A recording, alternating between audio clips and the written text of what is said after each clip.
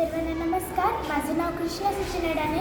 मी आज तुमच्यासमोर मंगेश दौडकर यांचा लेख वाचून दाखवणार आहे. शिस्त, व्यक्तिमत्व, घड. खूप वर्षानंतर मागे वळून पाहिलं की आयुष्य एखादा अखंड प्रवासासारखा वाटू लागतो. थांबे बदलत जातात, रस्ते बदलत जातात, माणसे बदलत जातात, पण प्रत्येक थांब्यावर काहीतरी अमूल्य मिळत जातं. माझ्या आयुष्याचा प्रवासही काहीसा असा. वडिलांची फिरतीची एका गावात मूळ रोवायच्या आतच दुसऱ्या गावाकडे बाहेर. शाळा बदलायचे, शिक्षक बदलायचे, मित्र बदलायचे. प्रत्येक नव्या शाळेत पहिल्या दिवसाची भीती, अनोळखी चेहरे आणि मनात प्रश्नांचा काहूर. एकाच शाळेत दीर्घकाळ राहता येत नाही याचीच खंत वाटायची. जसं जसं आयुष्य पुढे सरकत गेलं तसं ते गेलं. ज्या शाळेमध्ये मी शिकलो त्या प्रत्येक शाळेने मला घडवलं. कुठे आत्मविश्वास मिळाला, कुठे शिस्तीचे धडे मिळाले, कुठे सहनशीलता.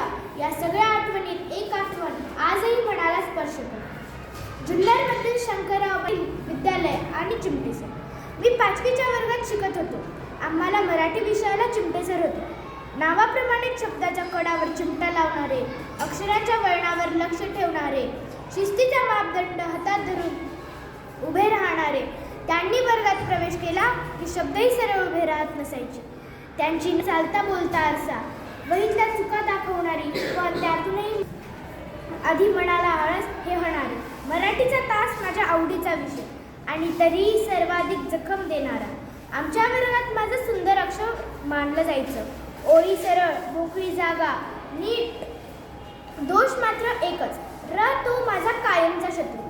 कधी जास्त वळालेला, कधी आखूड, कधी ओळीतून खाली उतरलेला चुकला की चिमटे सरांच्या पाठीवर धपाटा निश्चित. त्या क्षणी डोळ्यात पाणी, मनात राग आणि ओठावर अबोल प्रश्न. इतक्या छोट्या अक्षरासाठी एवढी मोठी शिक्षा. पण आज जेव्हा आयुष्याच्या वळणावर उभा राहतो तेव्हा कळतं तो मार माझ्या अक्षरांवर नव्हता, तो माझ्या स्वाभिमानावर होता. चिमटे सर माझ्यातील चालेल वृत्तीमोड होते.